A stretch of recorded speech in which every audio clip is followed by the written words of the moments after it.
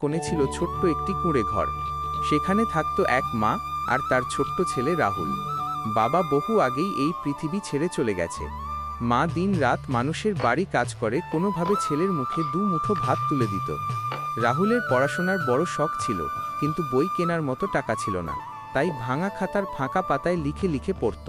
ক্লাসে সবসময় প্রথম হতো। মা সবসময় বলতো, বাবা, তুই একদিন বড় মানুষ হবি, আমায় গর্বিত করবি। কিন্তু ভাগ্য বুঝি ওদের সাথে খেলতে ভালোবাসত না। একদিন মা প্রচণ্ড অসুস্থ হয়ে পড়ল।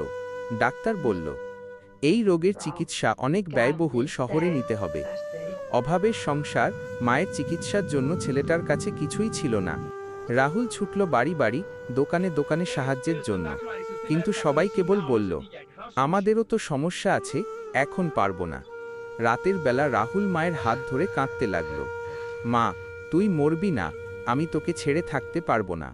কিন্তু মা ম্লান হাসি দিয়ে শুধু বলল, চোখের জল মুছে ফেল বাবা, তুই কাঁদিস না। আমার কিছু হলে তুই পড়াশোনা চালিয়ে যাবি। কয়েক দিনের মধ্যেই মায়ের নিঃশ্বাস থেমে গেল। ঘরে শুধু নিস্তব্ধতা আর রাহুলের হাহাকার। তুই আমায় একা ফেলে কোথায় চলে গেলি? সেদিন গ্রামের আকাশটাও যেন কালো হয়ে গিয়েছিল।